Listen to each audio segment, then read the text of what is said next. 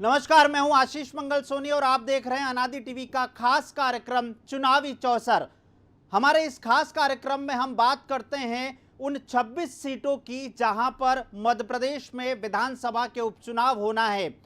दरअसल इन तमाम सीटों पर जो सियासी समीकरण है उसको लेकर खास तौर पर हम चर्चा करते हैं हमारे इस खास कार्यक्रम में। और इसी सिलसिले में हम आज बात करेंगे अनूपपुर जिले की अनूपपुर विधानसभा सीट की।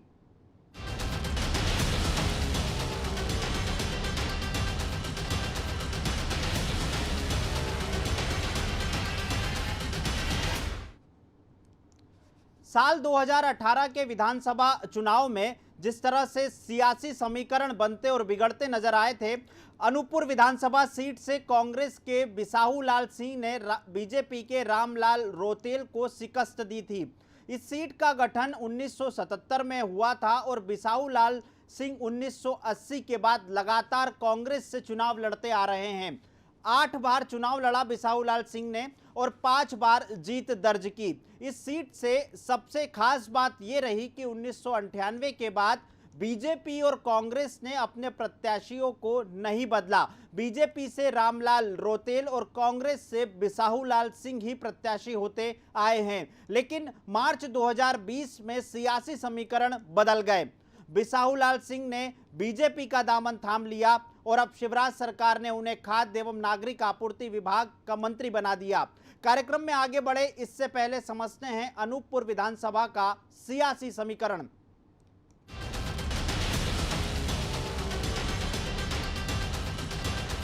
साल 1977 में गठित हुई अनूपपुर विधानसभा अनुसूचित जनजाति के लिए आरक्षित है। अनूपपुर सीट साल 2018 में कांग्रेस के बिसाहू लाल सिंह ने जीता था चुनाव। बीजेपी के रामलाल रोतेल को बिसाहू लाल ने 11,561 वोट से हराया था। मार्च 2020 में बिसाहू लाल ने कांग्रेस का छोड़ा साथ। शिवराज की मौजूदगी में बिसाहू लाल ने थामा बीजेपी का दामन। साल 2013 में बीजेपी के रामलाल रोतेल यहां से थे विधायक। इस सीट पर सबसे ज्यादा बार बिसाहू लाल बने विधायक। अनूपपुर विधानसभा से 5 बार विधायक रह चुके हैं बिसाहू लाल। पहली बार यहां से जनता पार्टी के जुगल किशोर गुप्ता बने थे विधायक। अनूपपुर विधानसभा से कांग्रेस एक प्रशासनिक अधिकारी को बना सकती है उम्मीदवार। चुनाव में रूठे को मनाना रहेगी सबसे बड़ी चुनौती। जातीय समीकरण हमेशा मतदान में रहता है हावी। मुख्य सड़कों के साथ जिला अस्पताल में 200 बेड के नए भवन की दरकार। रेलवे ओवरब्रिज, औद्योगिक क्षेत्र, कन्या महाविद्यालय, बस स्टैंड की जरूरत। नवीन सब्जी मंडी, पेयजल सिंचाई परियोजनाएं रहेंगी चुनावी मुद्दा। बेरोजगारी दूर करने के लिए रोजगार के अवसर की भी आवश्यकता।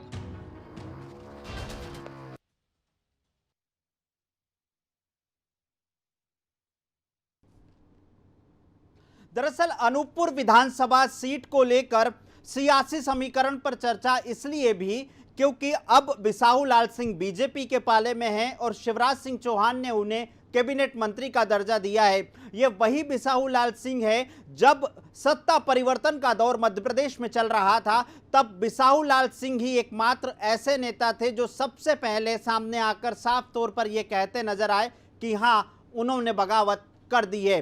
दरअसल 1977 में जब इस सीट का ये सीट बनी उसके बाद ज्यादातर यहां पर कांग्रेस का कब्जा रहा। बीजेपी की तरफ से रामलाल रोतेल 2 बार विधायक रहे। फिलहाल मध्य प्रदेश बीजेपी में प्रदेश उपाध्यक्ष हैं। 1993-98 की बात कर ली जाए, बिसाहू लाल सिंह यहां 1998 में रामलाल रोतेल विधायक बने थे। उसके बाद 2013 में बने, 2003 में विधायक बने, 2013 में बने। 1998 में भी वो बीजेपी की तरफ से चुनाव लड़े थे।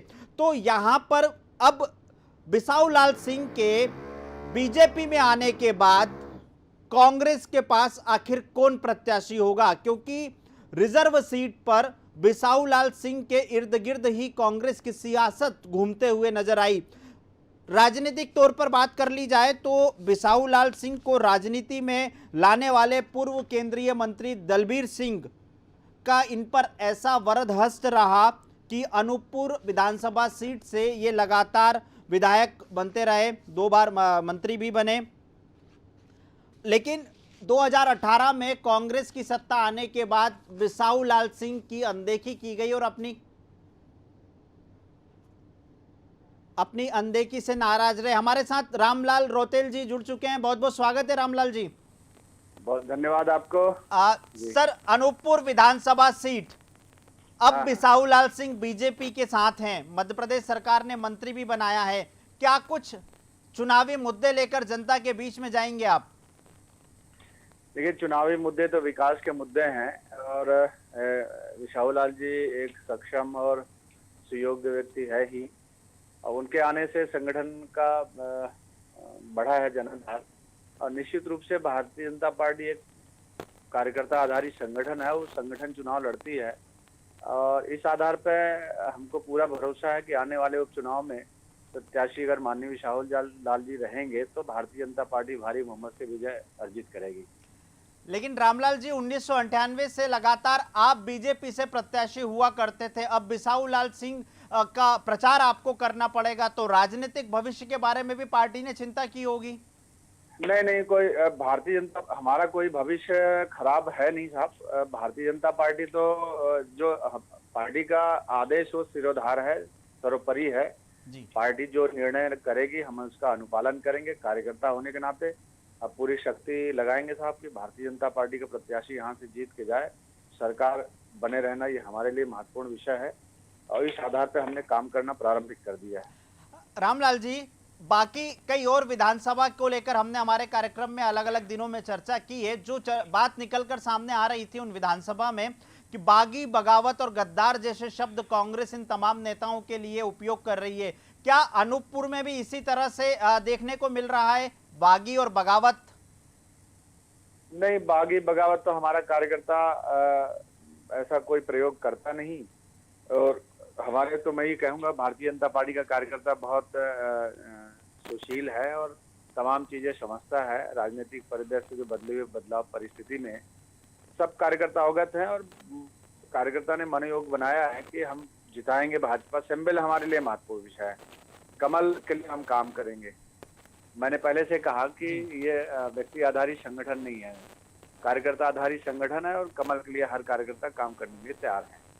लेकिन सर, स्थानीय स्तर पर रामलाल जी, रोजगार को लेकर क्या कुछ बीजेपी के पास मुद्दे हैं? क्या कुछ बीजेपी जनता के बीच में कहेगी? क्योंकि अभी भी रोजगार के लिए बेरोजगारी अहम मुद्दा है। नहीं, वो बात तो सही आपने, लेकिन क्या है कि बेरोजगारी जो, जैसे हमारे यहाँ प्रवासी जो बाहर से हमारे यहाँ कम से कम 17-18 हजार के आसपास बाहर से लोग आए हैं। एक तो माननीय मुख्यमंत्री जी ने उनसे कहा कि हम भाई बिना लोन के आपको एक फिक्स अमाउंट देंगे तब ताकि अपने स्वरोजगार का अवसर यहाँ से प्राप्त कर सके। ढेर सारे लोग उसका लाभ लेना प्रारंभ कर दिया है।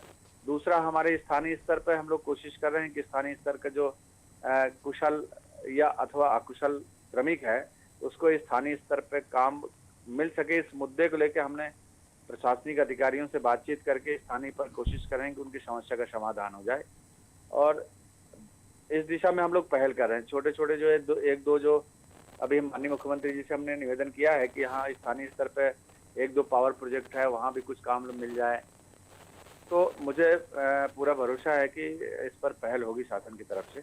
इसके अलावा रामलाल जी, जो आदिवासी बाहुल्य क्षेत्र होने के कारण ये जानकारी भी निकलकर सामने आई कि अभी भी दूर दराज के स्थानों पर डॉक्टर्स और शिक्षक, मतलब स्कूल और हेल्थ को लेकर अभी भी आपके क्षेत्र में समस्या है।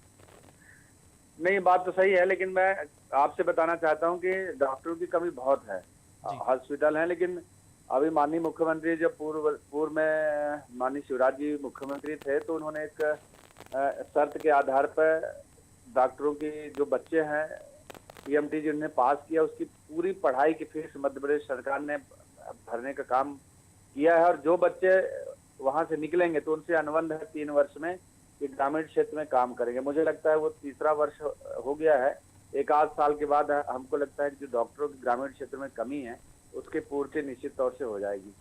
अब हम ये कहना चाहेंगे, कांग्रेस की गवर्नमेंट अगर पिछले ऐसा किया होता तो मुझे लगता है कि उसकी भरपाई हो जाती जी। इस दृष्टिकोण से जो डॉक्टरों की कमी है वो पूरा भरोसा है कि साल भर के अंदर कमी पूर्ति होगी। बिल्कुल, बहुत बहुत धन्यवाद रामलाल जी। ये थे रामलाल रौतेल, बीजेपी से, बीजेपी के प्रदेश उपाध्यक्ष हैं, साथ ही अनूपपुर से विधायक भी रह चुके हैं। साफ तौर पर कहते नजर आ रहे थे कि अनूपपुर में बीजेपी की जीत होगी, क्योंकि अब बिसाहू लाल सिंह बीजेपी के साथ है और संगठन को इसका फायदा मिलेगा। हालांकि ये वक्त के साथ ही देखने को मिलेगा कि किस तरह से फायदा होता है, क्या कुछ समीकरण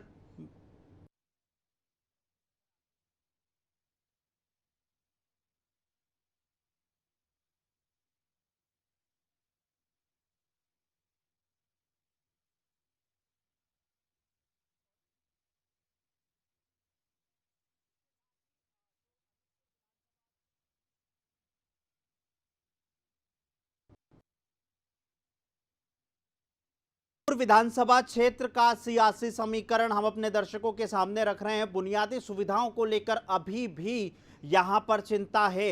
शिवराज सिंह चौहान और बिसाहू लाल सिंह की जोड़ी, यहां के क्षेत्र की जनता कितना आकर्षित होती है, या फिर कांग्रेस की तरफ से जो बात की जा रही है कि एक प्रशासनिक अधिकारी पर कांग्रेस, जो प्रशासनिक अधिकारी रहे हैं उन पर कांग्रेस की नजर है, तो यदि वो प्रत्याशी होते हैं तो क्या बिसाहू लाल सिंह अपनी सियासी वैतरणी पार कर पाएंगे अनूपपुर विधानसभा सीट से? ये सबके सामने फिलहाल प्रश्न है, और जनता उपचुनाव में मतदाता अनूपपुर विधानसभा क्षेत्र का क्या कुछ जवाब देगा, ये देखना भी काफी दिलचस्प होगा। दरअसल 1977 के बाद बिसाहू लाल सिंह 1980 में पहला चुनाव उन्होंने लड़ा और उसके बाद लगातार वे ही प्रत्याशी रहे, मतलब लगातार पार्टी ने भी उन्हीं को टिकट दिया।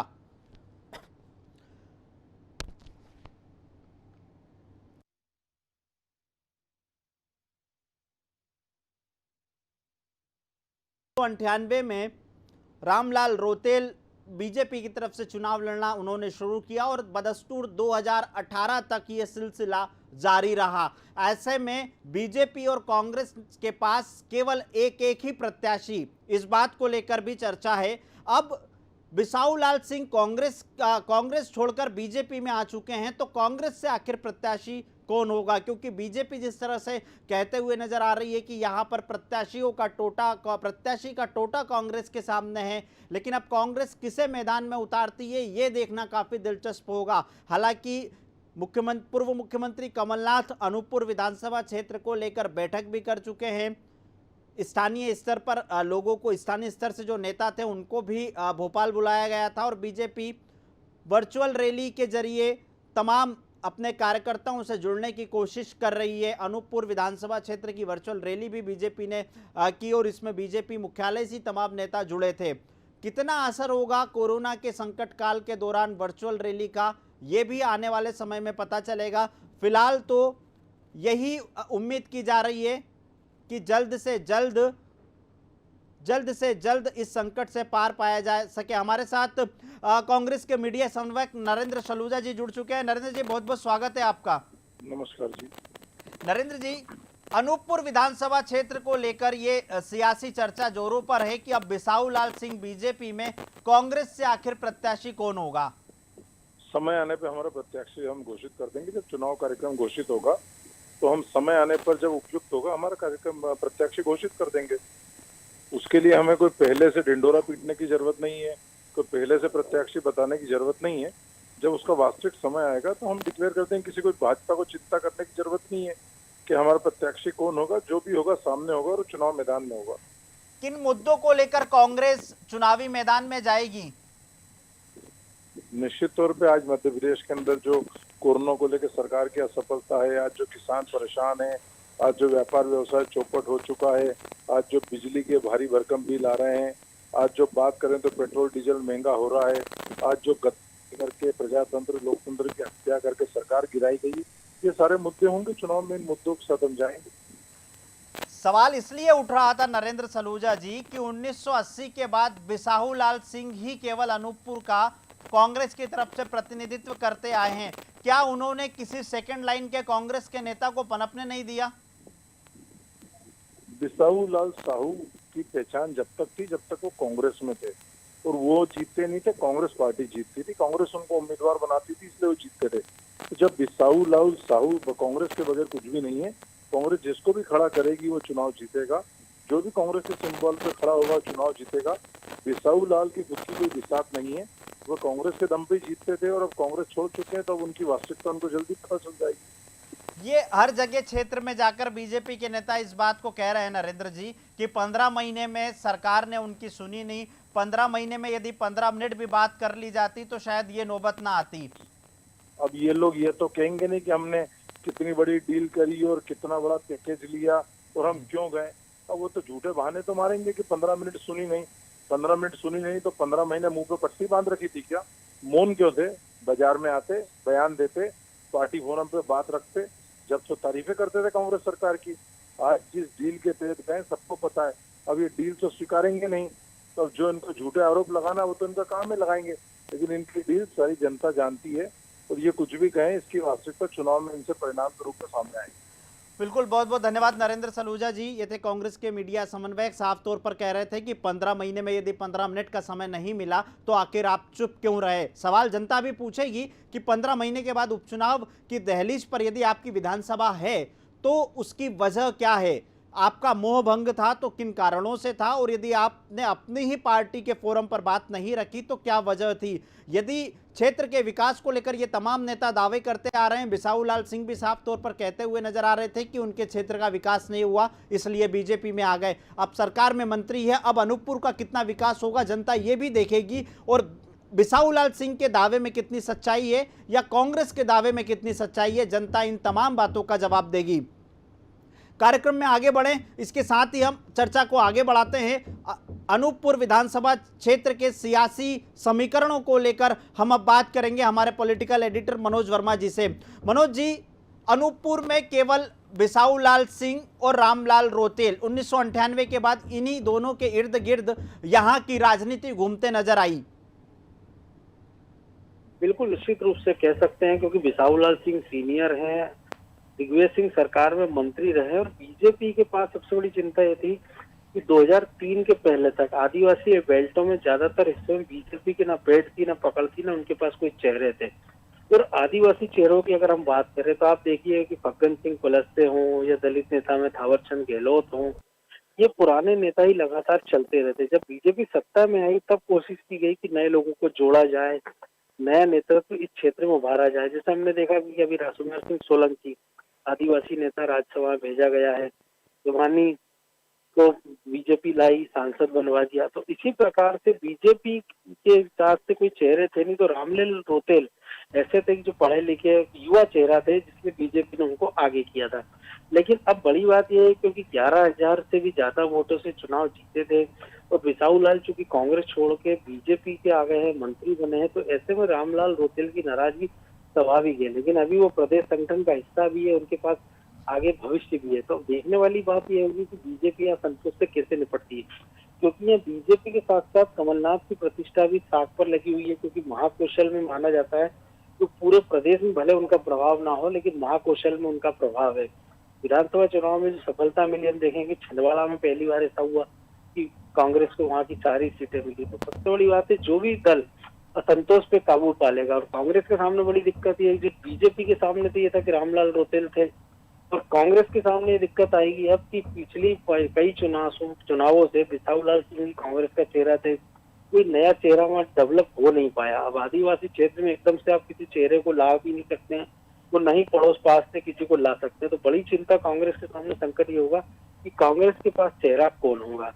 बीजेपी की बात करें तो सिंधिया शिवराज की जोड़ी तो है ही, इसके साथ ही स्थानीय समीकरण वो कहाँ साधे जाएंगे बीजेपी की ओर से। और चुनाव में जिस प्रकार से भी देर हो रही है, तब तक बीजेपी जो विकास कार्य कर रही है, हम देख रहे हैं ग्वालियर चंबल जीतने के लिए जो योजनाएं लाई जा रही है, वहाँ पर चंबल प्रोग्रेस वे और तमाम सारी योजना से ऐसे कई सारे उपाय बीजेपी यहाँ करेगी जो कांग्रेस के लिए निश्चित रूप से चुनौती भरे साबित होंगे। मनोज जी, लेकिन लगातार कांग्रेस की तरफ से एक ही सवाल आ रहा, कई विधानसभा क्षेत्रों की हमने चर्चा की, हर विधानसभा के चुनावी चौसर की चर्चा की, कांग्रेस केवल एक ही मुद्दा लेकर आ रही है, बागी, बगावत और गद्दार। जनता के बीच में जाकर इस बात को अलग अलग तरह से प्रचारित कर रही है, कितना असर होगा इसका? देखिए, बड़ी चीज है आशीष, जो आपने कहा सवाल महत्वपूर्ण है, लेकिन इसका जवाब भी कांग्रेस को देना है कि अगर बागी दागियों पर वो जा रही है तो प्रेमचंद गुड्डू की अगर वो वापसी करते हैं तो वो भी बागी थे, उन्होंने कांग्रेस से बगावत की थी, गद्दारी की थी कह सकते हैं बेटे के टिकट के लिए। दूसरी बात करें हम, बालेंद्र शुक्ल सिंधिया परिवार से नजदीकी जुड़े हुए, माधवराव सिंधिया के कहा जाता बाल सखा हैं, वो बीजेपी में आए, उन्होंने बगावत की, कांग्रेस में आ गए, कांग्रेस ने उनको अच्छा पद भी दे दिया, प्रदेश उपाध्यक्ष बना दिया। चौधरी राकेश सिंह चतुर्वेदी कतार में कांग्रेस के ठाकुर नेताओं को पानी पी पी कर कोस रहे हैं। तो जब आप जो जिन नेताओं को एक्सेप्ट कर रहे हैं जो बीजेपी से छोड़कर आए हैं, अभी हम देख रहे हैं कि लगातार कई सारे ऐसे लोगों को शामिल किया कांग्रेस ने जो बीजेपी से गए हैं, तो जब आप ये खेल कर रहे हो तब आप कैसे गालियां दोगे। दूसरी बड़ी बात है कि ये 16 विधायकों का आपने, ठीक है 22 लोग जो गए जिन्होंने सरकार गिरा दी वो दागी थे या सत्ता के लालच में गए, लेकिन अभी जो हमने देखा कि जो कासड़गढ़ जो नेपानगर विधायक है वो गई हैं, इसके साथ ही जो लोधी हैं प्रद्युम्न सिंह लोधी वो गए, उनको हालांकि कैबिनेट मंत्री बना दिया, और कई सारे बात आ रही है कि और विधायक कतार में है। इनको कैसे आप जस्टिफाई करोगे कि ये किस लालच में छोड़कर जा रहे हैं, क्योंकि इनमें से ज्यादातर युवा है, पहली बार का चुनाव जीते, और अगर ये लोग चुनाव छोड़कर जा रहे हैं तो आप ये कहकर इस बात को, गंभीरता को इसकी खत्म नहीं कर सकते हैं कि ये दागी हैं या बागी हैं या पैसे के लालच में बिक गए। बिल्कुल, क्योंकि आपको अपना घर सुधारना पड़ेगा, इसके बाद फिर आप बात कर सकते हैं कि हाँ हम ठीक है और गलत ये लोग हैं। बिल्कुल मनोज जी, ये थे हमारे पॉलिटिकल एडिटर मनोज वर्मा जो साफ तौर पर बता रहे थे कि कांग्रेस और आरोप लगा रही है तो कांग्रेस को जवाब भी देने होंगे कि आखिर 15 महीने में क्या कुछ हुआ। और प्रेमचंद गुड्डू की बात हो, चौधरी राकेश चतुर्वेदी की बात हो, बालेंद्र शुक्ल की बात हो, तो इन पर भी जवाब कांग्रेस को देना पड़ेगा। बहरहाल आगे बढ़ते हैं कार्यक्रम में। चुनावी चौसर, इस खास अनादि टीवी के इस खास कार्यक्रम में हम बात करते हैं उन तमाम सीटों की जहां पर उपचुनाव होना है। अनूपपुर के सियासी समीकरण को लेकर हमने चर्चा की, क्या कुछ चल रहा है अनूपपुर के सियासी चौसर पर, यह हमने अपने दर्शकों के सामने रखा। रामलाल रोतेल, बिसाहूलाल सिंह, दो के इर्द गिर्द ही अनूपपुर की राजनीति चलती आ रही है साल 1998 के बाद। अब कांग्रेस से प्रत्याशी कौन? हालांकि कांग्रेस के नेता साफ कह रहे हैं कि वक्त आने पर चेहरा सामने आ जाएगा। बिसाहूलाल सिंह बीजेपी से प्रत्याशी लगभग तय हैं और शिवराज सरकार में मंत्री भी हैं। तो ऐसे में देखना होगा कि अनूपपुर की जनता, अनूपपुर के मतदाता विधानसभा के उपचुनाव में आखिर किन मुद्दों को लेकर अपना जनादेश देते हैं। ये था अनूपपुर के सियासी चौसर का पूरा सियासी समीकरण। कल फिर एक और विधानसभा सीट के साथ चर्चा करेंगे। तब तक के लिए मुझे दीजिए इजाजत। आप देखते रहिए अनादि टीवी।